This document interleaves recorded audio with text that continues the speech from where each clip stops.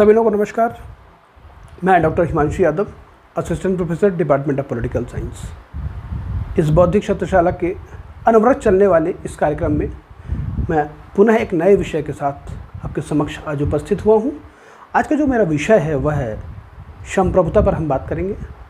संप्रभुता पर इसके पहले मैंने थोड़ी सी चर्चा आपसे की थी जब मैं आपको राज्य पढ़ा रहा था। राज्य के बारे में जब मैं आपसे बात कर रहा था, मैंने राज्य के 4 तत्वों पर मैंने चर्चा की थी, जिसमें मैंने बताया था कि जनसंख्या, निश्चित भूभाग, सरकार और संप्रभुता, ये 4 मैंने एलिमेंट्स बताए। शब्दों पे ध्यान रखिए कि मैंने निश्चित भूभाग की बात की है। अगर कभी सवाल आता है कि भूभाग लिखा हो, निश्चित भूभाग लिखा हो, तो आपको भूभाग निश्चित भूभाग पे ही टिक करना है। ध्यान रखिएगा, क्योंकि ये ऑब्जेक्टिव क्वेश्चंस में बहुत छोटे छोटे अंतर बनाए जाते हैं, जिसके माध्यम से क्या कहते हैं, आप जल्दबाजी में सवालों को गलत कर देते हैं। तो बहुत ध्यान से पढ़ने की आवश्यकता है। तो ध्यान रखिएगा, निश्चित भूभाग शब्द का मैंने इस्तेमाल किया। जब मैंने वहाँ पर आपको मैं संप्रभुता के बारे में जब मैं चर्चा कर रहा था, तो मैंने आपको बताया था कि संप्रभुता क्यों राज्य के लिए आवश्यक है। संप्रभुता बेसिकली काम क्या करता है। मैंने बताया था कि 4 तत्वों में संप्रभुता इसलिए महत्वपूर्ण हो जाता है, क्योंकि राज्य के अंदर जो अन्य संस्थाएं हैं, उन संस्थाओं के माध्यम से उन संस्थाओं को अपने अंदर समाहित करने का जो श्रेय जाता है, किसको जाता है, वो संप्रभुता को जाता है। राज्य का एक अनिवार्य तत्व है संप्रभुता। अन्य संस्थाओं से जो अलग करने का जो रूप आप देखते हैं, अलग करने का जो एक माध्यम देखते हैं, वो क्या है, संप्रभुता है। संप्रभुता के माध्यम से आप दोनों को एक अलग करके देख पाते हैं कि अन्य संस्थाओं और राज्य में कैसे हम दोनों में अंतर करें। जहां पर संप्रभुता होगी वही वास्तविक रूप में राज्य होगा, और जहां संप्रभुता नहीं होगी वहां राज्य की आप कल्पना ही नहीं कर सकते। तो इसलिए राज्य क्या कहते हैं, हमारे लिए क्या नाम है, राज्य में संप्रभुता क्या होती है, महत्वपूर्ण स्थान रखती है। एक चीज़ और आपने देखिए, कुछ स्टेटमेंट्स मैंने आपको बताए थे। स्टेटमेंट में मैंने बताया था कि संप्रभुता के बिना राज्य की आप कल्पना ही नहीं कर सकते। ठीक उसी प्रकार, ध्यान दीजिएगा, ठीक उसी प्रकार जैसे आपके शरीर, यह मेरा शरीर है, इस शरीर के अंदर जो मेरी आत्मा है, जो मेरा प्राण है, अगर वह प्राण निकल जाए, तो क्या इस शरीर का कोई महत्व है? मेरे ख्याल से नहीं, और आपके ख्याल से भी नहीं होना चाहिए। क्योंकि अगर इस आत्मा के निकल जाने से ये शरीर क्या है, नश्वर हो जाएगा, क्षणभंगुर है ये। ठीक उसी प्रकार अगर आप ध्यान देंगे तो राज्य में उतना ही महत्वपूर्ण, जितना महत्वपूर्ण शरीर के लिए आत्मा महत्वपूर्ण है, उसी की भांति राज्य के लिए संप्रभुता महत्वपूर्ण है। अगर संप्रभुता उसमें नहीं है तो राज्य का स्वरूप हो ही नहीं सकता, राज्य का स्वरूप है ही नहीं। तो इस विषय पे आज इतना महत्वपूर्ण विषय है ये, इस विषय पर हम बात करेंगे। और आपको बता दूं, प्रतियोगी परीक्षाओं के लिए कम से कम यहाँ से 3 सवाल तो आने ही आने हैं। किसी भी भारत की कोई भी परीक्षा होगी, और राजनीति विज्ञान की अगर परीक्षा है तो 4 सवाल तो आपके आने ही आने। 3 तो मैं 100% श्योर करता हूँ, 3 सवाल तो आपको मिलेंगे ही मिलेंगे, और कहीं कहीं पे 4 से 5 सवाल मिल जाते हैं। तो हम कितना महत्वपूर्ण विषय है, उस विषय को कैसे हम पढ़ें। क्योंकि अभी जब हम बात करेंगे इस संप्रभुता की, तो हम बोधा की भी बात कर रहे होंगे, लॉक की भी बात कर रहे होंगे, हॉब्स की भी बात कर रहे होंगे, रूसो की भी बात कर रहे होंगे। इनकी चर्चा मैं पहले भी कर चुका हूँ।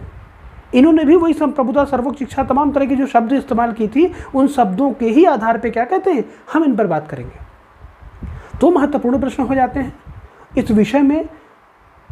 लॉन्ग क्वेश्चंस भी बनते हैं, वो जो जब आप लोग मेंस लिख रहे होते हैं, तो कुछ स्टेटमेंट्स बताऊंगा मैं, आंतरिक संप्रभुता, बाह्य संप्रभुता संबंधित, वहाँ से क्या कहते हैं लिखने के लिए प्रश्न आता है।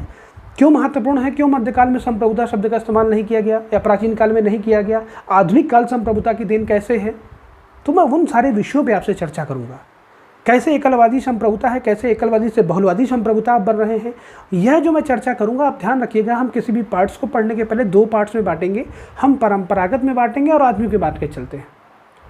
हम परंपरागत संप्रभुता की भी बात करेंगे, संप्रभुता की भी बात करेंगे, प्रभुसत्ता की भी बात करेंगे, और हम आधुनिक संप्रभुता की भी बात करेंगे।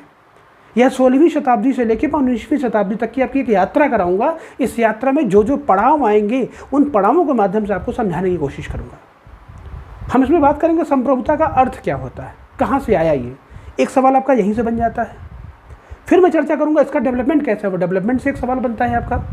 फिर मैं चर्चा करूँगा इसके लक्षण क्या होते हैं, इसकी विशेषताएं क्या होती हैं। यहाँ से तो 100% एक सवाल बनना ही बनना है, और वो इतना आसान आपको इसलिए बताऊँगा कि वो आपको जीवन में कभी नहीं भूलेगा। अगर एक बार आपने अपने दिमाग और मन मस्तिष्क में अगर उस चीज़ को आपने बैठा लिया, तो कभी आजीवन न भूलने वाली चीज़ होगी। हम बात करेंगे इसके विभिन्न जो रूप होते हैं, उन रूपों पर चर्चा करेंगे। हम यह चर्चा करेंगे कि प्रभुसत्ता का निवास स्थान कहाँ होता है, किन किन सिचुएशन में कहाँ कहाँ ट्रांसफ़र होता है, जनता में कहाँ होता है, संविधान में कहाँ होता है, वो भी मैं चर्चा करूँगा आपसे। मैं ऑस्टिन की थोड़ी सी चर्चा करूँगा, ऑस्टिन और बोधा की थोड़ी सी चर्चा करूँगा, लास्ट में हम चर्चा करेंगे बहुलवाद की। तो आइए बहुत ज़्यादा देर ना करते हुए सीधे हम चलते हैं व्हाइट बोर्ड पे और आपके डिस्कस करते हैं, हर एक पॉइंट्स को उसको लेके चलते हैं। यह जो हमारा संप्रभुता जो विषय हमने उठाया है, इस विषय को लगभग नियर अबाउट हम 3 से 4 पार्ट्स में हम आपको बता पाएंगे। 3 पार्ट तो श्योर मान के चलिए, क्योंकि ये बहुत लंबा विषय है, एक पार्ट में बता पाना संभव नहीं है। इसे हम लगभग 3 पार्ट्स में डिवाइड करके आपको बताएंगे, क्योंकि चीज़ें स्पष्ट होनी चाहिए। मैं कोशिश करूंगा कि एक ही बार में चीज़ें मैं इतना स्पष्ट कर दूं कि आपको दोबारा इसको पढ़ने की आवश्यकता न पड़े। अब इस वीडियो को देखने से ही आप समझ जाएं, चीज़ें आपको रिकॉल हो जाएं। जब आप कभी किताब में या क्वेश्चन बैंक आप हल कर रहे होंगे तो आपको बहुत मदद मिले उससे। तो आइए हम लोग व्हाइट बोर्ड पर चलते हैं सीधे। आइए साथियों, देखते हैं हम लोग कि सॉवरेंटी शुरू करते हैं। संप्रभुता पर विषय पर आज बात करते हैं हम लोग। देखिए, सबसे बड़ी बात यह कि संप्रभुता शब्द जिस पर हम बात करने जा रहे हैं, इसके कई सारे नाम हैं। उन नामों के पहले हम चर्चा करते हैं, क्योंकि प्रश्न हर पहलू को हमें देखना है, कहीं ऐसा ना हो कोई पहलू हमसे छूट जाए। तो देखिए,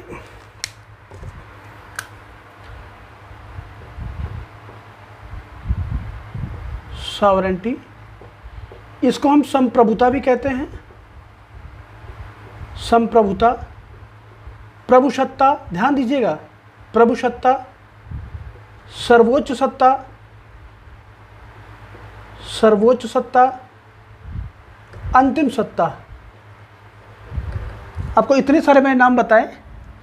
इन नामों से कभी भी सवाल अगर आता है तो आप इन नामों को ध्यान में रखिएगा। वहाँ से कुल मिला के सबका जो कॉन्सेप्ट है वो क्या है, संप्रभुता से ही है।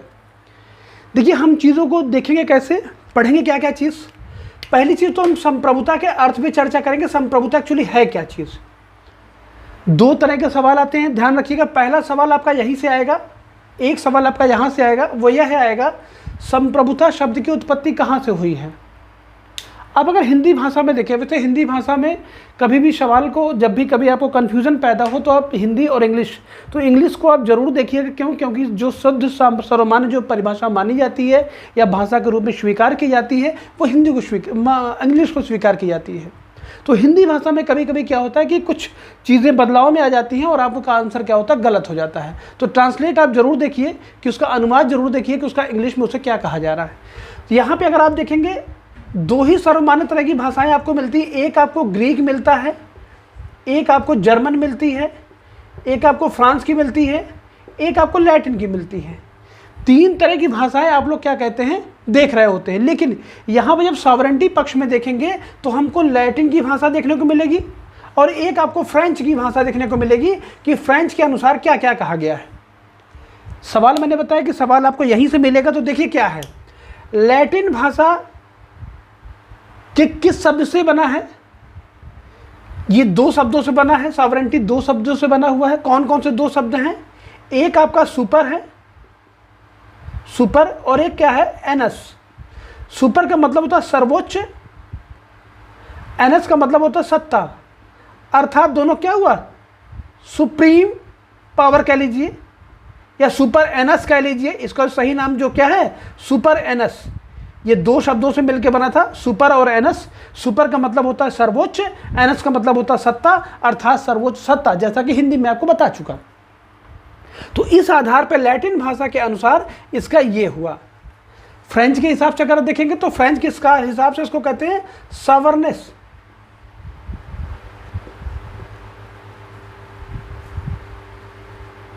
सवर्नेस,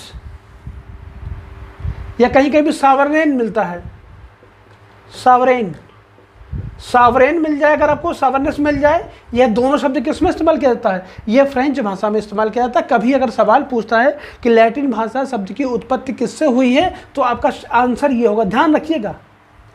फ्रेंच भाषा में सॉवरेंटी को किस नाम से या किस भाषा से फ्रेंच भाषा में उत्पन्न हुआ है, तो आप सावरनेस की बात, सावरेन की बात करेंगे आप। दोनों का जो अर्थ है वो क्या है, सर्वोच्च सत्ता। यहाँ तक मुझे लगता है आपको क्लियर होगा। देखिए आगे, 2 तरह की सत्ताओं की बात होगी, 2 तरह के प्रकार की, अब मान के चलिए 2 तरह की चीज़ें हम यहाँ पे बात करेंगे। एक हम आंतरिक संप्रभुता की बात करेंगे, एक हम बाह्य संप्रभुता की बात करेंगे। बाह्य संप्रभुता की बात करेंगे। देखिए, इंटरनल जो सॉवरेंटी की आप बात कर रहे हैं, इस सॉवरेंटी को अगर आप देखेंगे, जो राज्य के अंतर्गत जो भी क्रियाकलाप हो रहे हैं उसकी कौन जिम्मेदारी है? राज्य के अंदर जो भी कार्य हो रहे हैं उसका जो सर्वोच्च सत्ता जो जिम्मेदार है वो कौन है? वो आंतरिक संप्रभुता के अंतर्गत आता है। वैदेशिक नीतियों को भी अगर जोड़ दिया जाए, विदेशी नीतियों पर भी जो निर्धारण करने वाला जो एक सर्वोच्च सत्ता जो राज्य में होता है वो क्या है? उसकी बाह्य संप्रभुता के लिए वो जाना जाता है। अभी उसके डेवलपमेंट में आपको बताऊं कैसे इसका डेवलपमेंट हो रहा है, कैसे चीज़ें आगे बढ़ रही हैं, तो वो आपको फिर और आसान होगा इसमें। देखिए, अगर एक सीधा सा अगर मोटा मोटा अगर आप देखेंगे कि चीज़ें कैसे बदल रही हैं, चीज़ें कैसे आती हैं, देखिए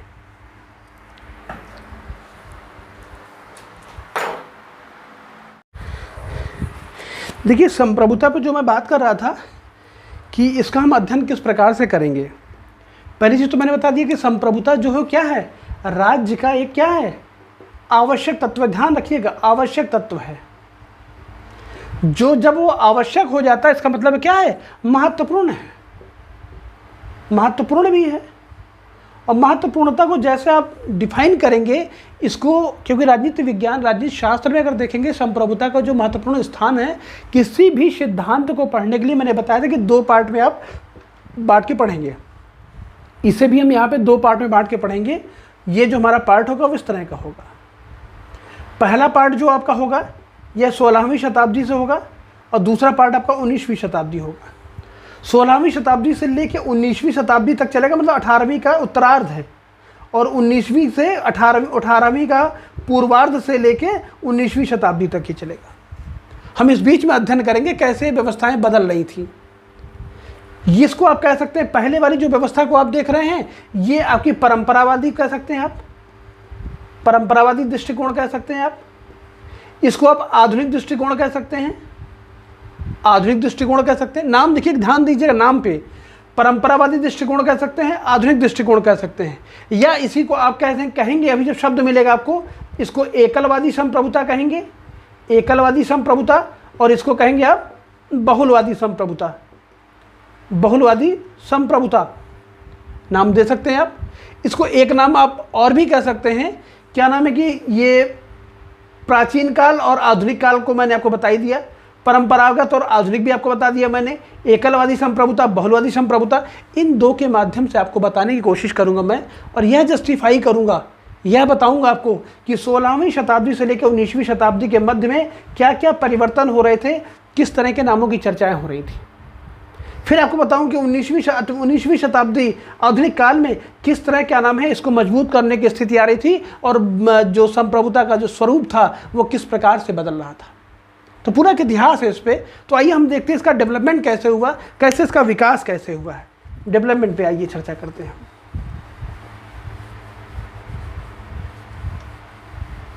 देखिए, पहला सवाल मैंने बता दिया था कि पहला सवाल जहाँ से उठ रहा था वो इसकी, पहला सवाल मैंने आपको बताया था कि यह है इसका उत्पत्ति कहाँ से हुई थी, वहाँ से आप इसको समझ गए हैं। दूसरा देखिए प्रश्न कहाँ से उठता है, दूसरा प्रश्न उठता है कि जो संप्रभुता है, संप्रभुता ये किसकी देन है, किस काल की देन है। अगर सवाल यह आता है तो ये आधुनिक काल की देन, ध्यान रखिएगा, यह आधुनिक काल की देन माना जाता है। संप्रभुता कब की देन है? संप्रभुता आधुनिक काल की देन है। अब आइए हम इसके विकास पे बात करते हैं, इसका डेवलपमेंट कैसे हुआ है। अगर विकास की आप बात करेंगे, विकास तो यूनानी राज्य, मध्यकालीन राज्य,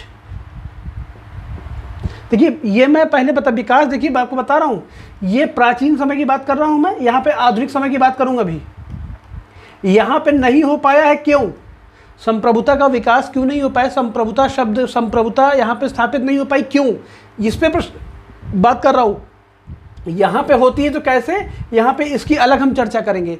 यहाँ पे देखिए कैसे हो रही है चर्चा कि यूनानी नगर राज्यों में क्यों नहीं इसकी स्थापना हो पाई थी, उस पर हम चर्चा करते हैं। देखिए यूनानी नगर राज्य पहली बात तो क्या थे, छोटे थे, ध्यान दीजिएगा, छोटे थे।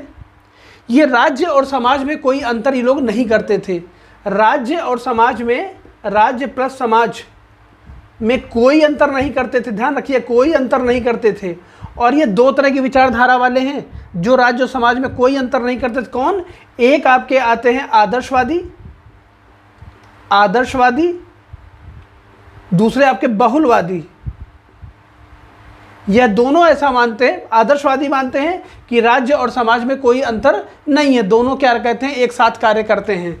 बहुलवादियों का कहना है कि राज्य के साथ साथ क्या है, अन्य सत्ताएं भी कार्य करती हैं, अन्य सत्ताएं भी कार्य कर रही होती हैं। इसलिए क्या कहते हैं, हम केवल संप्रभुता को महत्वपूर्ण स्थान दें, ऐसा कुछ नहीं है, क्योंकि राज्य का क्या है, महत्वपूर्ण तत्व क्या है, राज्य का महत्वपूर्ण तत्व संप्रभुता है। लेकिन वो क्या करता है, अन्य संस्थाओं को भी उसके साथ ही सहभागी करके देखता है। इसलिए क्या कहते हैं कि इस समय इसकी स्थापना हो पाना मुश्किल थी। और देखिए एक चीज़, अगर यूनानी नगर राज्यों की आप बात करें, यूनानी नगर राज्य में क्या था कि छोटे छोटे राज्य थे। ये राज्य और समाज में कोई अंतर नहीं मानते थे। राज्य का प्रमुख तत्व क्या है, संप्रभुता। समाज का क्या प्रमुख तत्व संप्रभुता है, नहीं है।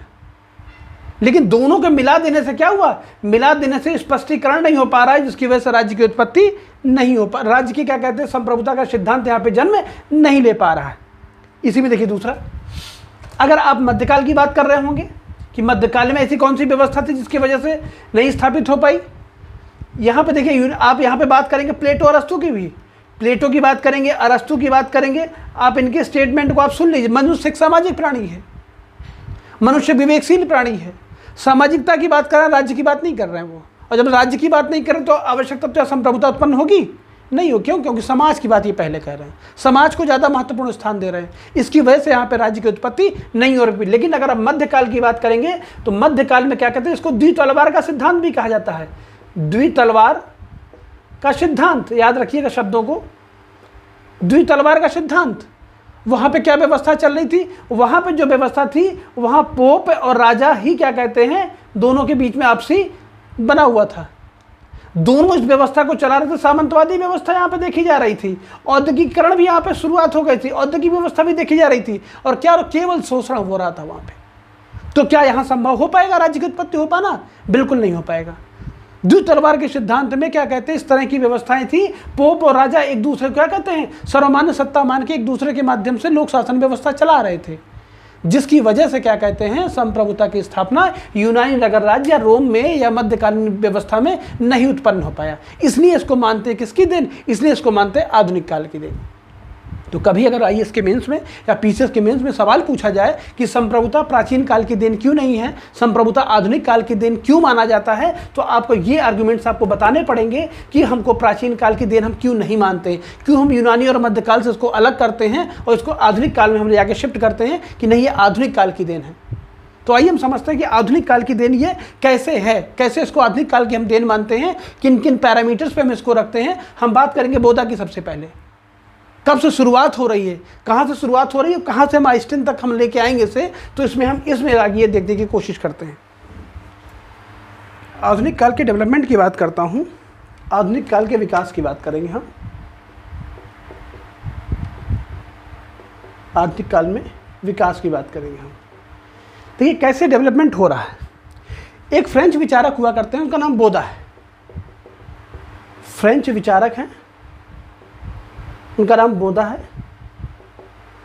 बोधा क्या कहते हैं, 16वीं शताब्दी के, ये क्या कहते हैं 16वीं शताब्दी में ये लिख रहे हैं। 1576 की बात है, ये 1576 की बात है।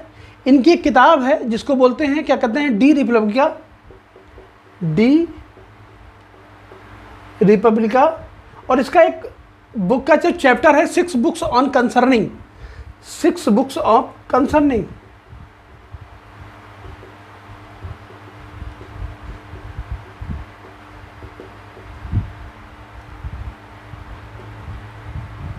कंसर्निंग किताब का नाम ये है और चैप्टर ये है, ध्यान रखिएगा। किताब का नाम जो है वो डी रिपब्लिका है और उसका जो चैप्टर है वो 6 बुक्स ऑन कंसर्निंग। इसके अंतर्गत उसने क्या किया कि इसने लिखा, इसने संप्रभुता के बारे में उसने लिखने का स्टार्ट किया। उसने क्या लिखता क्या है कि जो संप्रभुता है वो नागरिकों एवं प्रजाजनों के ऊपर एक सर्वोच्च शासन, सर्वोच्च सत्ता या सर्वोच्च शक्तिशाली शासन व्यवस्था है जो किसी कानून के द्वारा नियंत्रित नहीं होती। सबसे बड़ी बात देखिएगा, वो सुप्रीम की भी बात कर दी, सुप्रीम की भी बात कर दी और कह दिए कानून के द्वारा क्या होती है, नियंत्रित नहीं होती। ध्यान रखिएगा, कानून के द्वारा इसने नियंत्रण क्या किया, इसका कानून का नियंत्रण इसने खारिज कर दिया।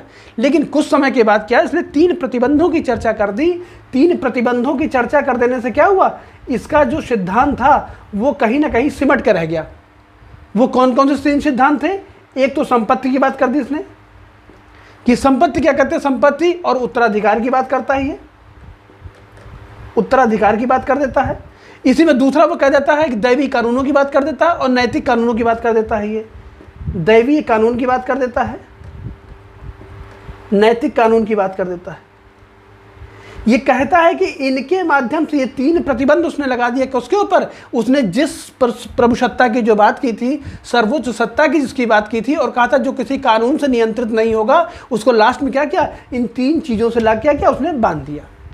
और जैसे वो 3 चीज़ों से ला के बांध देता है तो क्या होता है, ये आंतरिक संप्रभुता क्या कहता है, द्योतक हो जाता है। आंतरिक संप्रभुता, इंटरनल सॉवरेंटी। अगर कभी सवाल पूछा जाए, दूसरा सवाल जो आपको मैं बता रहा था, तीसरा सवाल आपका यहाँ से पूछा जाता है कि सबसे पहले सर्वप्रथम किसने बात की थी, बोधा ने बात की थी। कहाँ का रहने वाला था, फ्रेंच का रहने वाला था। कब की थी, 1576 में की थी। किताब का क्या नाम है, डी रिपब्लिका। किस चैप्टर में की थी, the 6th book of concerning में की थी। क्या लिखा था, सब प्रभुसत्ता सर्वोच्च, क्या नाम, प्रभुसत्ता सर्वोच्च एवं प्रजाजनों के ऊपर एक सर्वोच्च शासन व्यवस्था है, सर्वोच्च सत्ता है जो किसी कानून के माध्यम से उसको बाधित नहीं किया जा सकता। लेकिन उसने 3 क्या कहते हैं यहाँ पे क्या किए, प्रतिबंध लगा दिए। और वो प्रतिबंध कौन से थे, आपका संपत्ति उत्तराधिकार था, संपत्ति क्या नाम है, अपॉन क्या कहते हैं, उत्तराधिकार। दूसरा उसका था दैवीय कानून, और तीसरा जो उसका था सिद्धांत तो नैतिक कानून था। इन तीनों कानूनों के माध्यम से क्या किया, उसने उसको एक बाउंडेशन में ले आया, जिसकी वजह से क्या है, आंतरिक संप्रभुता का पहला अगर पूछा जाए, आंतरिक संप्रभुता का जनक किसे माना जाता है, तो आपका ऑप्शन क्या होगा, बोधा होगा। यह देखिए, जब भी आप पढ़ते हैं तो एक सीक्वेंस में अगर आप पढ़ रहे होंगे तो चीज़ें आपको ज़्यादा क्लियर होंगी। यहाँ पे मैंने 4 क्वेश्चन बताया है, 4 में 1 क्वेश्चन आने के सबसे ज़्यादा चांसेस होते हैं। इसी में देखिए 1626 में क्या हो रहा था, 1626 में हॉलैंड, 1626 हॉलैंड के एक विद्वान हुए ग्रोशियस महोदय ने क्या किया, ग्रोशियस महोदय ने भी अपने विचार दे दिए। और ग्रोशियस महोदय ने जैसे अपने विचार दिए, और इन्होंने क्या किया, अंतरराष्ट्रीय शक्तियों को भी जोड़ दिया। अंतरराष्ट्रीय कानूनों का भी प्रतिबंध, इन्होंने कहा अंतरराष्ट्रीय शक्तियां तथा अंतरराष्ट्रीय कानूनों का भी महत्व दे दिया, जिसकी वजह से क्या हुआ, ये बाह्य संप्रभुता के जनक हो गए। क्यों, क्योंकि ये इंटरनल सिक्योरिटी की बात करते, राज्य के अंदर की बात कर रहे थे, संपत्ति, उत्तराधिकार, दैवीय कानून, नैतिक कानून, ये इंटरनल सिक्योरिटी की बात कर रहे थे। और जैसे आप बाहर आएंगे, जैसे बाह्य शक्तियों को भी इन्होंने जोड़ दिया, अंतर्राष्ट्रीय लॉ, इंटरनेशनल लॉ को भी जोड़ दिया। और जैसे इंटरनेशनल लॉ को जोड़ा उन्होंने, वो क्या हुआ, बाह्य प्रभुसत्ता के वो क्या हुआ, जनक कहलाए जाने। ग्रोशियस से हॉलैंड में जन्म हो रहा है 1626 ईस्वी में। आइए अगला देखते हैं। इसमें हम एक विचारक फिर आते हैं इसी क्रम में, डेवलपमेंट के प्रोसेस में हम जब पढ़ रहे हैं। तीसरा देखिए क्या डेवलपमेंट हो रहा है। तीसरा एक ब्रिटिश चिंतक आते हैं, नाम इनका होता है हॉब्स, आपको ने पढ़ा रखा है। 1651 की बात है ये। लेवियाथन इनकी पुस्तक का नाम है। मासंबरी का दैत्य का बोला जाता था। मैं मेरा भय, यह स्टेटमेंट आता था। यह सारी चीज़ें इनके से रिलेटेड थी। आपको एक बार रिकॉल मैंने करा दूं, मैं रिकॉल हो जाए आपको। यह जब आते हैं और इन्होंने लेवियाथन जैसी अपनी पुस्तक में जब लिखने की बात शुरू करते हैं, तो इन्होंने क्या किया, इन्होंने बोधा के द्वारा, ध्यान दीजिएगा, बोधा के द्वारा आंतरिक संप्रभुता और ग्रोशियस की बाह्य संप्रभुता को क्या करते हैं, खारिज कर देते हैं, नकार देते हैं। और स्टेटमेंट क्या देते हैं, कहते हैं कि एक निरंकुश सत्ता की स्थापना होनी चाहिए, निरंकुश सत्ता की स्थापना होना चाहिए, सत्ता की स्थापना होना चाहिए जो किसी धर्म, किसी कानून के माध्यम से प्रतिबंधित नहीं होगी। ध्यान रखिएगा, प्रतिबंधित नहीं होगी। सवाल कभी अगर पूछा जाए, आंतरिक संप्रभुता और बाह्य संप्रभुता को सिरे से खारिज करने वाला कौन विचारक था, वो कौन था, ब्रिटिश चिंतक हॉब्स। किस पुस्तक में इसने चर्चा की है, लेवियाथन में। क्लियर है? इसमें देखिए एक विचारक और आते हैं, उन विचारक की अब हम चर्चा करते हैं। देखिए अगले क्रम में इसी में अगर देखेंगे चौथा, देखिए हर एक सेगमेंट से देखिए ऑब्जेक्टिव क्वेश्चंस बन रहे हैं, ध्यान रखिएगा आप। अगर हम चौथे की बात करें तो चौथा जो है हॉब्स के बाद मैंने आपको लॉक की चर्चा की थी, तो लॉक आते हैं, लॉक महोदय। लॉक ने देखिए सबसे पहले क्या कि सीमित संप्रभुता की बात की, सीमित संप्रभुता की बात की है या सीमित शासन व्यवस्था की बात की। ध्यान रखिए संप्रभुता शब्द का इस्तेमाल नहीं कर रहा है, ये सीमित शासन व्यवस्था की बात कर रहा है। तो पहला सवाल जो आपका उठता है वो पूछा जाता है कि सीमित संप्रभुता की बात सबसे पहले किसने की थी? तो सीमित संप्रभुता की बात सबसे पहले किसने की थी? लॉक महोदय ने की थी। ध्यान रखिएगा इसी चीज को, और इसी के सिद्धांत को राज्य का जन सहमति पर आधारित शासन व्यवस्था भी की जाती है। जन सहमति के आधारित, जन सहमति पर आधारित शासन व्यवस्था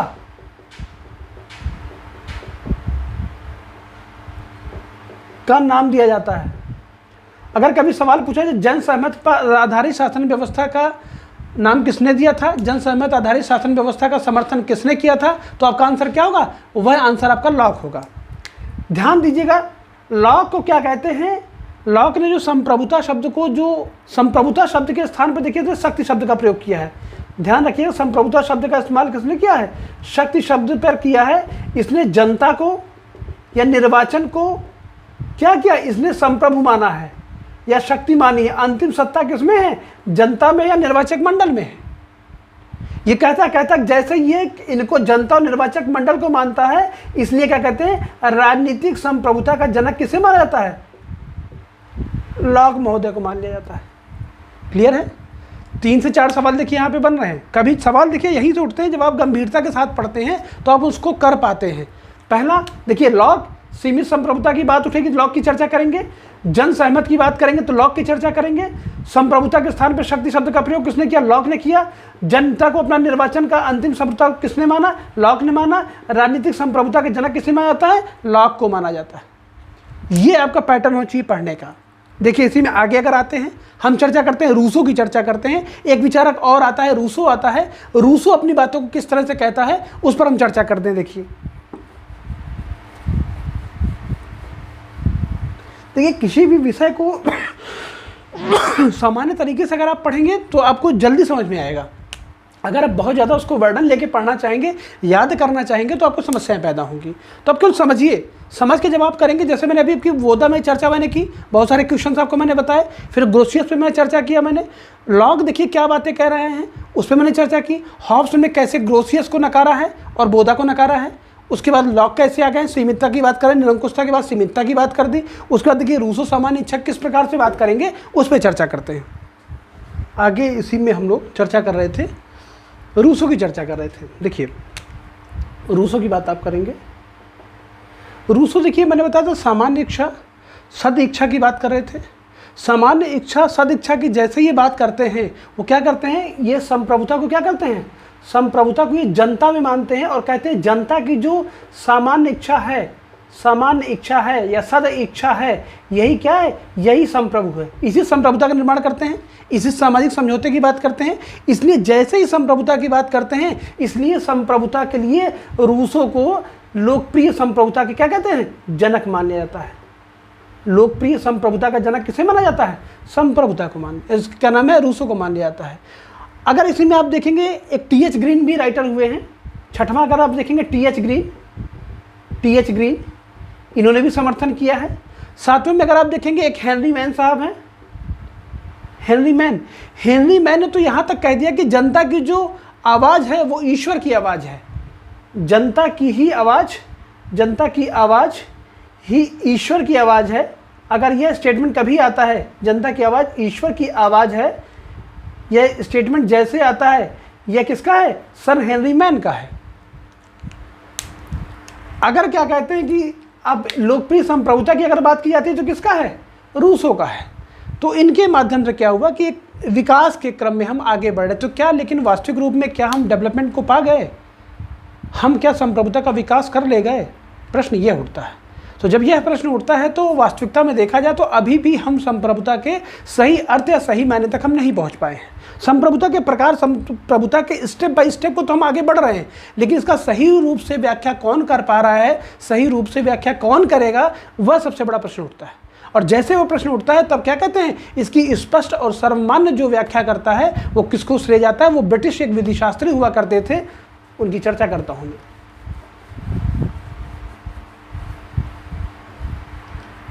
अंतिम पड़ाव जो उसका होता है, अंतिम पड़ाव ब्रिटिश का एक विधिशास्त्री था, ब्रिटिश विधिशास्त्री, नाम उसका हुआ करता था आइंस्टीन। किताब उसने एक लिखी थी, लेक्चर ऑन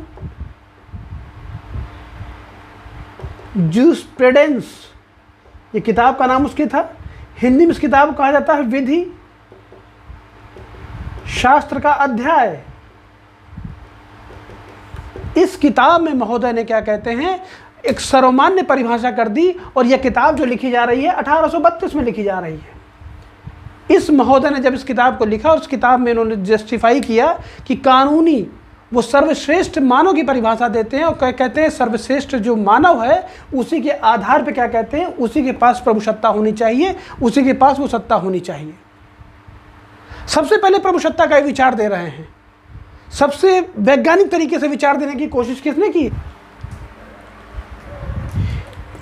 आइंस्टीन ने संप्रभुता का जो कॉन्सेप्ट बताया, उन्होंने बताया कि संप्रभुता जो है वह एक श्रेष्ठ मानव में पाई जाती है। श्रेष्ठ मानव में एक्चुअली मैं आपको आइंस्टीन पे पूरा क्लास रहेगा मेरा आइंस्टीन पे, आइंस्टीन की संप्रभुता, क्योंकि सिलेबस में आपके हैं तो इसमें पूरा सिलेबस लेके चलूँगा।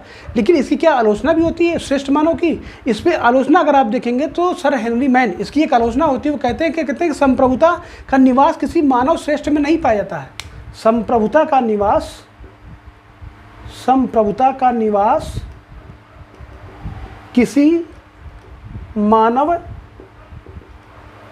श्रेष्ठ में नहीं पाया जाता है। किसका स्टेटमेंट है? Henry man. तो ध्यान रखिएगा, ये स्टेटमेंट बहुत इंपॉर्टेंट हो जाता है। ये मानव श्रेष्ठ की बात करते हैं, और इसका मतलब है कि आइंस्टीन का अगर आलोचक कोई तैयार होगा तो वो कौन होगा? सन हेनरी मैन होंगे। हेनरी मैन इसकी आलोचना कर रहे होते हैं। अगर इसी क्रम में अगर आप आगे बढ़ेंगे तो देखिए एक सिद्धांत और आ जाता है। आइंस्टीन को ही हम मानते हैं सबसे प्रमुख, लेकिन इसके बाद भी क्या कहते हैं, हम एक मार्क्स की बात करते हैं, मार्क्स का सिद्धांत। देखिए मार्क्स क्या कहते हैं, वर्गीय संप्रभुता की बात करते हैं, वर्गीय संप्रभुता की बात करते हैं। ये अगर कभी प्रश्न आता है वर्गीय संप्रभुता की बात कौन करते हैं? मार्क्स करते हैं। अगर मुसोलिनी की बात करते हैं, मुसोलिनी भी आते हैं। मुसोलिनी जो बात करते हैं वो निरंकुश संप्रभुता की बात करते हैं, ये भी निरंकुश संप्रभुता की बात करते हैं। देखिए ये वर्गीय संप्रभुता की बात इसलिए कर रहे हैं, क्यों? क्योंकि ये सर्वहारा और क्या नाम है कि पूंजीपति दो वर्गों के बीच में क्या कहते हैं, अपने आप को लेके चल रहे होते हैं। ये दो वर्गों के बीच में आपसी टकराहट के बीच में सर्वहारा को क्या कहते हैं, सत्ता दिलाने की बात कर रहे हैं। ये कहते हैं दो वर्गों में संप्रभुता क्या बटी हुई, एक पूंजीपति वर्ग है और एक सर्वहारा वर्ग है। इसी तरह जब आप मुसोलिनी को देखते हैं, मुसोलिनी भी निरंकुश संप्रभुता की बात करता, कहता कि नहीं मैं ही राजा हूँ, मैं ही जो कर रहा हूँ सब कुछ मेरे अंदर है, जो मैं कर रहा हूँ मैं गलत नहीं कर रहा हूँ, जो भी करूँगा सबके हित के लिए करूँगा, राज्य के हित के लिए करूँगा। तो निरंकुश संप्रभुता की बात कर देते हैं। ये एक छोटा सा मैंने आपको एक कॉन्सेप्ट बताया दिमाग में आपके बैठने के लिए कि एक्चुअली संप्रभुता का कॉन्सेप्ट किस तरीके से कार्य कर रहा होता है। मैंने सारे फेजेज आपको बताए हैं। फेजेज मुझे लगता है कि आपको क्लियर होंगे। पहले फेजेज में जो मैंने चर्चा की थी मैं एक बार आपको रिकॉल कर दूँ, जैसे आपको चीज़ें स्पष्ट रहे, फिर हम इस क्लास को आगे बढ़ाते हैं। पहले मैंने चर्चा की थी, आपको यूनान की चर्चा कर दी थी। दूसरा मैंने रोम प्लस क्या कहते हैं मध्यकाल की चर्चा मैंने कर दी थी। तीसरे मैंने बोधा की चर्चा की थी। फिर मैंने ग्रोशियस की चर्चा की थी। फिर मैंने हॉब्स की चर्चा की थी। फिर मैंने लॉक की चर्चा की है। फिर मैंने रूसो की चर्चा की है। फिर इसी में मैंने चर्चा की है आपकी रूसो की चर्चा के बाद मैंने ऑस्टिन की चर्चा कर दी है। रूसो के साथ मैंने टी.एच. ग्रीन की चर्चा की थी। हेनरी मैन की भी मैंने चर्चा की, ध्यान रखिएगा, हेनरी मैन की भी चर्चा की है। फिर मैंने आइंस्टीन की चर्चा की है। फिर मैंने मार्क्स की चर्चा की है। और फिर मैंने चर्चा की है आपकी मुसोलिनी की। तो यहाँ से लेके यहाँ तक लगभग आपके 15 क्वेश्चन मैंने आपको बताया कि 15 क्वेश्चन बनते हैं। इन 15 क्वेश्चन में कम से कम कुछ नहीं तो आपको 2 क्वेश्चन हर परीक्षा में आपको मिल जाएंगे। अब हम इस पे जो विषय पे बात करेंगे कि एक्चुअली संप्रभुता के लक्षण क्या होते हैं, संप्रभुता की विशेषताएं क्या होती हैं, संप्रभुता कहते किसे हैं, संप्रभुता है क्या चीज़, उसके लक्षण कैसे पहचानेंगे संप्रभुता है ये। तो इन्हीं जो चीज़ें बताई गई हैं, इन्हीं चीज़ों के आधार पे अब देखिए कितना साइंटिफिक तरीके से, क्योंकि पॉलिटिकल साइंस में साइंस लगा हुआ है तो बनी सी बात है कुछ तो साइंस ही है। और पॉलिटिकल साइंस में जैसे साइंस लगता है इसको हमें साइंस के तरीके से अगर हम समझेंगे तो बहुत आसानी से, बहुत ईजिली हम समझ पाएंगे। और यह जो बताने जा रहा हूँ इसमें से कॉन्सेप्चुअल क्वेश्चन बनता है, कॉन्सेप्ट क्वेश्चन बनते हैं यूजीसी नेट के लिए, बहुत इंपॉर्टेंट क्वेश्चन बनते हैं। क्यों? क्योंकि यहाँ से आपका एक सवाल यहाँ से भी उठता है। अगर उसके हम निर्धारक तत्वों को अगर पढ़ लें, कौन कौन से उसके तत्व हैं, उन तत्वों को जैसे हम पढ़ेंगे तो यहाँ से आपको लगभग एक क्वेश्चन आपको यहाँ पे दिखाई पड़ेगा। तो आइए सीधे हम उस विषय पे आते हैं। देखिए हम लोग चर्चा जो कर रहे थे, चर्चा ये कर रहे थे कि इसके लक्षण क्या है। लक्षण पे हम चर्चा करें, संप्रभुता के लक्षण। देखिए यहाँ से बहुत इंपॉर्टेंट सवाल उठते हैं। संप्रभुता के लक्षण, देखिए संप्रभुता को अगर अलग अलग करेंगे, स का मतलब समान, प्रभुसत्ता का मतलब प्रभु या ईश्वर, समान ईश्वर, समान अल्लाह या समान मसीहा, कुछ भी आप कह लीजिए। देखिए ध्यान से देखिएगा, समान प्रभु की जैसे मैंने बात की है कि जो प्रभु के लक्षण हैं, जो ईश्वर के लक्षण हैं, जो अल्लाह के लक्षण हैं, वही सारे लक्षण किसके होंगे? संप्रभुता के होंगे। मैंने बताया कि राजनीति विज्ञान को अगर वैज्ञानिक तरीके से आप पढ़ेंगे तो चीज़ों को जल्दी आप समझ जाएंगे। बहुत ज़्यादा दिमाग पे वर्डन मत डालिए, दबाव मत डालिए, आप केवल बहुत आसान पक्षों में आप समझिए। मैंने कहा ना जैसे संप्रभुता की अगर आप बात कर रहे हैं, सम का मतलब समान है, प्रभुसत्ता का मतलब है ईश्वर। सभी अगर ईश्वर अगर सभी समान है, ईश्वर, अल्लाह, गॉड, ईसा मसीह सब अगर एक जैसे हैं, एक ही तरह के अगर हैं, तो यहाँ पे भी जो उनके लक्षण होंगे वही लक्षण किसके होंगे? संप्रभुता के होंगे। ऐसा मेरा समझने का वो विचार है, मैं पढ़ाने का तरीका मेरा है, और ये आपको बहुत बिल्कुल परफेक्ट आपको पड़ेगा। अगर मैं आपसे पूछूं, पहला अगर मैं आपसे पूछूं क्या ईश्वर को बांटा जा सकता है? नहीं बांटा जा सकता। ईश्वर को बांटा जा सकता है? नहीं बांटा सकता। अगर इसका पहला लक्षण आप जब किताबों में पढ़ेंगे तो वह आपको जो लक्षण दिखाई पड़ेगा वो क्या है? अविभाज्यता। अविभाज्य। क्या ईश्वर को आप बांट सकते हैं? नहीं बांट सकते हैं। लेकिन जैसे आप देखते हैं कि ईश्वर को आप बांट तो सकते, उसके स्वरूप क्या होते हैं? उसके स्वरूप अलग अलग होते हैं। जैसे नवरात्र में आप देखते हैं, नवरात्र में देवियों के 9 रूप बनाए जाते हैं, लेकिन होता है कि नवरात्र को एक रूप ही केवल माना ना, वो संप्रभुता है। जो देवी जो दुर्गा है वो क्या है? वो संप्रभु है, लेकिन उसके रूपों क्या किया? अलग अलग माध्यम से बांट दिया गया। इसलिए संप्रभुता क्या है? संप्रभुता एक है, लेकिन उसके रूपों क्या किया है? अलग अलग तरीके से। कभी किसी मध्यकाल में किसी तरीके से बात करें, 16वीं में किसी तरीके से, 17वीं 18वीं शताब्दी में कहीं पे सीमित थी, कहीं पे प्रभुसत्ता थी, कहीं पे लोकप्रिय संप्रभुता थी, कहीं कानूनी थी। सबका क्या था? एक आधार अलग अलग था।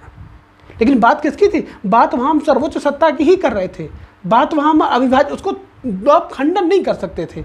अब उसको बिल्कुल एक सीमित परफेक्ट उसको आप मान के चल रहे थे। इसलिए संप्रभुता क्या है? बांटा नहीं जा सकता। क्या ईश्वर को आप बांट पाते हैं? नहीं बांट पाते। उसके रूपों को आप बांटते नहीं। कर्म सबके क्या है? एक है। सबके क्या? वो सबके सर्वोच्च माने जाते हैं, वो चाहे कोई भी ईश्वर हो। तो ठीक संप्रभुता क्या थी? संप्रभुता एक सर्वोच्च स्थान पर थी। संप्रभुता को एक विशेष स्थान प्राप्त हुआ था।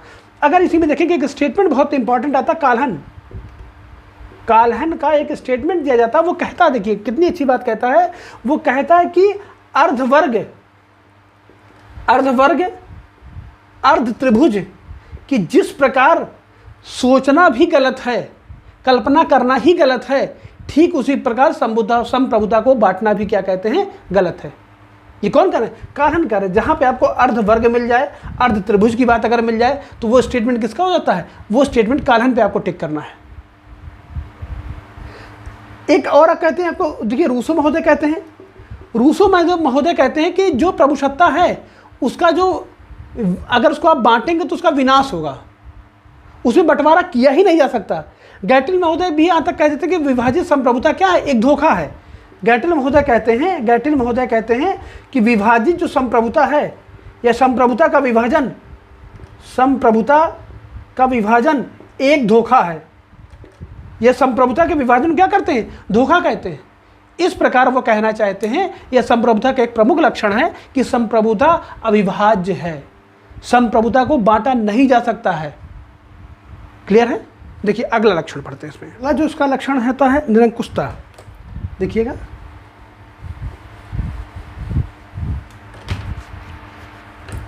अगर आप निरंकुशता की बात करेंगे, निरंकुशता,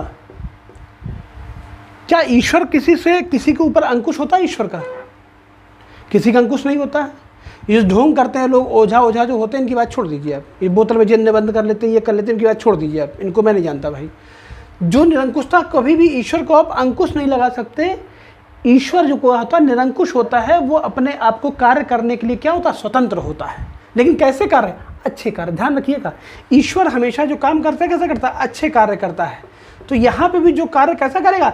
अच्छे कार्य करेगा। वो निरंकुशता यहाँ अच्छे शब्द में लिया गया है और सारी शक्तियाँ उसके पास, अपने पास हैं। यहाँ पे सर्वोच्च शक्ति होने के नाते आंतरिक शक्ति और बाह्य शक्तियों का जो समुच्चय है वो किसके पास होगा? वह क्या कहते हैं? संप्रभुता का एक प्रमुख लक्षण के रूप में गिना जाएगा।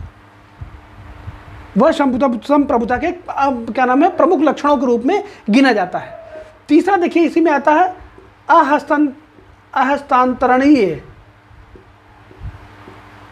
Not transferable. क्या ईश्वर को आप बदल सकते हैं? क्या ईश्वर की सत्ता का ट्रांसफर दूसरे में आप कर सकते हैं? नहीं कर सकते। तो वह भी यही कहता है कि राज्य की जो संप्रभुता होती है क्या है? अहस्तांतरणीय है, वह बदलती नहीं है कि कभी किसी में, कभी किसी में, कभी किसी में, ऐसा नहीं है। वो क्या है? वो अपने आप में क्या? पूर्ण है। जिसके पास रहेगी उसी के पास ही रहेगी। ठीक उसी प्रकार जिस प्रकार ईश्वर में होती है, ईश्वर की सत्ता को आप बदल नहीं सकते, ठीक उसी तरह संप्रभुता की भी सत्ता को आप बदल नहीं सकते हैं। वो परमानेंसी उसमें पाई जाती है, वो बदलाव उसमें नहीं संभव है। अगला लक्षण देखिए, मैं आगे मौलिकता, ओरिजिनलिटी की बात करते हैं हम।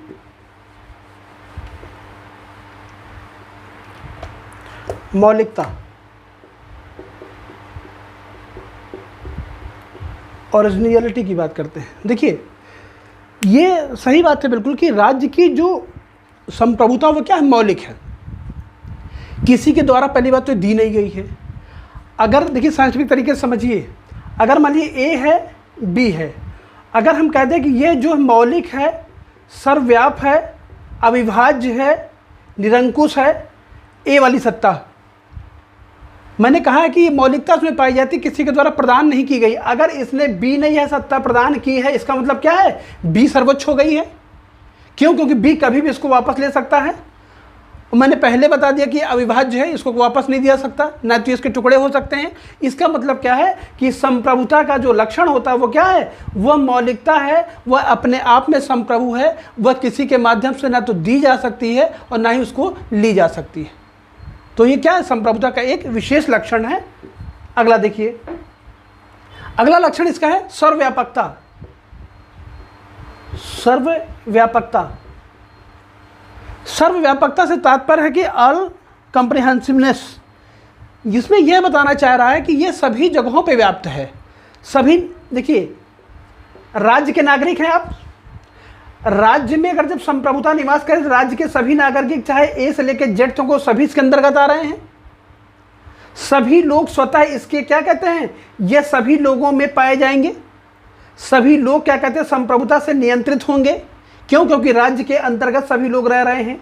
एक निश्चित भूभाग में, जनसंख्या में, सरकार और प्रभुसत्ता के समर्थ के बीच में जितने भी नागरिक आ रहे हैं, ये सभी लोग क्या हैं? संप्रभुता, इसके माध्यम से संचालित संप्रभुता के ही निर्देशन पे सारे लोग कार्य कर रहे होंगे, उसके अंतर्गत ही लोग कार्य कर रहे होंगे।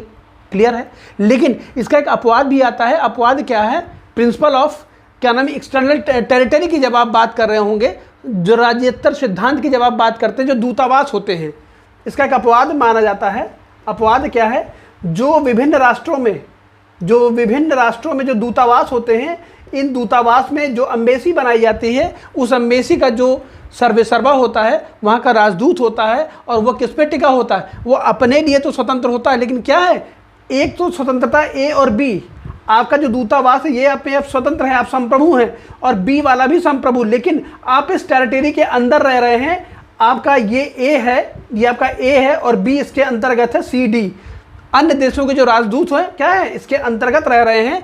इसलिए एक निर्देशन में एक ही इच्छा के आधार पर ही आप अपनी संप्रभुता क्या कर रहे हैं, आप बनाए रख पा रहे हैं। ए अगर चाहे, ध्यान दीजिएगा, ए अगर चाहे तो इस संप्रभु की इच्छा को क्या कर सकता है, आपकी इच्छा को खत्म कर सकता है। आप अपने देश के लिए संप्रभु हो सकते हैं। यहाँ आप अपने देश का प्रतिनिधित्व केवल कर रहे हैं, उस प्रतिनिधित्व को समाप्त करने के लिए दूसरा देश चाहे तो आपके प्रतिनिधित्व को समाप्त कर सकता है, उसके पास पावर है। तो संप्रभुता क्या है, संप्रभुता यहाँ सर्वव्याप्त है, हर जगह संप्रभुता व्याप्त है। वहाँ पे भी संप्रभुता व्याप्त थी और यहाँ पर भी संप्रभुता व्याप्त थी। संप्रभुता यहाँ पे क्या है, यहाँ पे जिस राज्य में आप हैं, जिस राज्य में, जिस देश में आप क्या नाम है, आपकी दूतावास है, उस दूतावास का जो सर्वे सर्वा है वह संप्रभु है। लेकिन आप अपने राज्य का प्रतिनिधित्व कर रहे हैं वहाँ पे एक संप्रभु के रूप में आप बैठे हैं, लेकिन आपकी संप्रभुता उसके ऊपर टिकी हुई है। वह देश जब तक चाहता है तब तक आपकी संप्रभुता, आपकी सर्वव्यापकता बनी रहेगी, अन्यथा आपकी सर्वव्यापकता को वो क्या कर सकता है, खत्म कर सकता है। क्लियर है? आइए इसी में अगला देखते हैं। देखिए इसी में अगला हम जब ध्यान से पढ़ेंगे, अगला जो हमारा पॉइंट होगा वो परमानेंसी होगा, स्थायित्व। स्थायित्व देखिए, स्थायित्व परमानेंसी में कहता है कभी कभी क्या होता है कि संप्रभुता को और सरकार को एक दूसरे का पर्यायवाची मान लिया जाता है।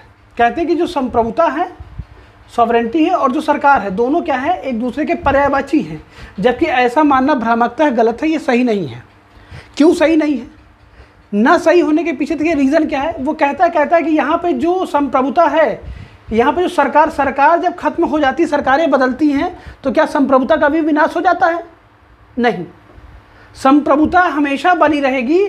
शासन सत्ता जैसे बदलेगी, ये दूसरा आएगा तो दूसरे के पास चली जाएगा, तीसरा आएगा तीसरे के पास चली जाएगा। इसलिए ब्रिटिश का जब संविधान आप पढ़ते हो, कहता है राजा मृत है, राजा चिरायु हो, कहता किंग इज डेड, किंग मर चुका है, but long life the king. वो कहता लेकिन चिरायु तक हो, लंबे समय तक जिए। वो क्यों स्टेटमेंट ऐसा कह रहा? उस स्टेटमेंट कहने के पीछे एक केवल रीज़न है कि राजा मर सकता है, लेकिन जो इसका स्ट्रक्चर है, जो उसकी सीट है, ये कभी क्या कहते हैं, जो पद है, ये कभी समाप्त नहीं होता है।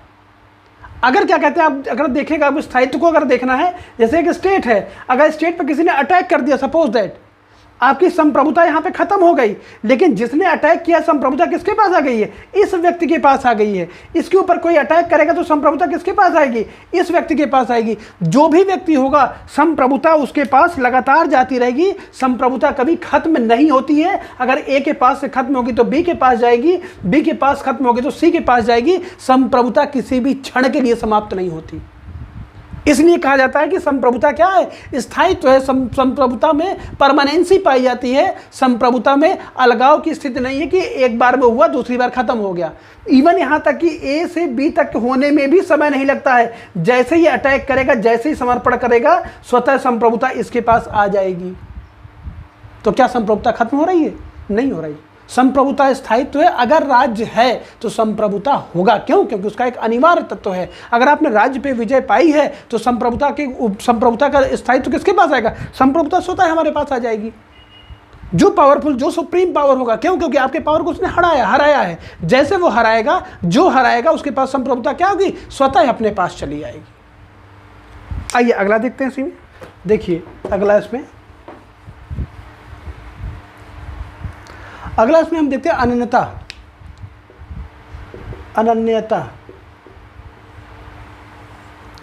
इसको क्या एक्सक्लूसिवनेस बोलते हैं? एक्सक्लूसिवनेस।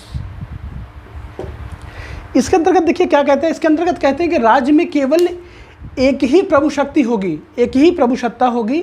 दो प्रभु सत्ताएं राज्य में नहीं हो सकती। क्यों? क्योंकि एक राज्य की जो प्रभु सत्ता, राज्य का क्या है, एक गुण जो क्या है, संप्रभुता है। अगर दो संप्रभुताएं हो रही, इसका मतलब क्या है? राज्य के अंतर राज्य, राज्य के अंदर राज्य। तो एक राज्य में क्या दो राज्य हो सकते हैं? नहीं, संभव है। अगर संप्रभुताएं दो होंगी, इसका मतलब कि राज्य भी कैसे होंगे? दो होंगे। इसीलिए लीवर कहता है, लीवर का एक स्टेटमेंट बहुत अच्छा है। लीवर कहता है जिस प्रकार मनुष्य अपना व्यक्तित्व, पेड़ पौधे फलना फूलना, यह दोनों चीज़ें जैसे नहीं छोड़ सकते हैं, इनका जब तक अस्तित्व है जब तक इनको काट के न फेंक दिया जाए तब तक इनका अस्तित्व बना है, क्योंकि पेड़ पौधे का क्या अस्तित्व, क्या है, फलना और फूलना। अगर जब तक, और व्यक्ति का क्या है, व्यक्तित्व है। अगर इन दोनों को जब तक यह समाप्त न हो जाए, खत्म ना हो जाए पूरी तरीके से, जब तक इनको जड़ से न काट के राज्य का हिस्सा न रहे, तब तक क्या कहते हैं, उस संप्रभु की इच्छा पर ही वो क्या होगा, डिपेंड होंगे, उनके हिसाब से ही वो काम कर रहे होंगे। तो इस प्रकार मैंने आपको संप्रभुता के लक्षणों से मैंने भी परिचित कराया है। कल की जो हमारी क्लास होगी उस पर हम और विस्तृत रूप से इसकी चर्चा करेंगे। इस लक्षणों के बाद हम उनके क्या क्या विविध जो आयाम होते हैं उन आयामों पे हम चर्चा करेंगे, कितने प्रकार की संप्रभुता होती है, किस तरीके से होती है। मैंने डेवलपमेंट में थोड़ा सा आपसे मैंने बात कर ली है, लेकिन और विस्तृत तरीके में और विस्तृत रूप में इसकी हम चर्चा करेंगे। यहाँ तक मुझे लगता है आपको समझ में आया होगा। लास्ट स्लाइड जो उस पर होगी वहाँ पर कुछ मैं बुक्स के नाम, कुछ आपके जो इम्पोर्टेंट्स क्या कहते हैं, जो कथन कहे हैं लोगों ने, उस स्टेटमेंट्स को मैं वहाँ पे दूंगा। उनको आप गौर से पढ़िएगा, क्योंकि एग्ज़ाम के लिए बहुत इंपॉर्टेंट है। आज जो मैंने चीज़ें बताई है, यहाँ से लगभग 15 से 20 सवाल आपके उठते हैं। उन 20 सवाल पे मैंने आपसे बात की। अगर मेरा वादा है कि अगर आप इन सारे सवालों को पढ़ते हैं तो वहाँ से 2 से 3 क्वेश्चन आपके वहाँ से ज़रूर आएंगे और परीक्षा में आप उसे कर पाएंगे। तो आज बस इतना ही। बहुत बहुत धन्यवाद आप लोगों को, सभी को नमस्कार।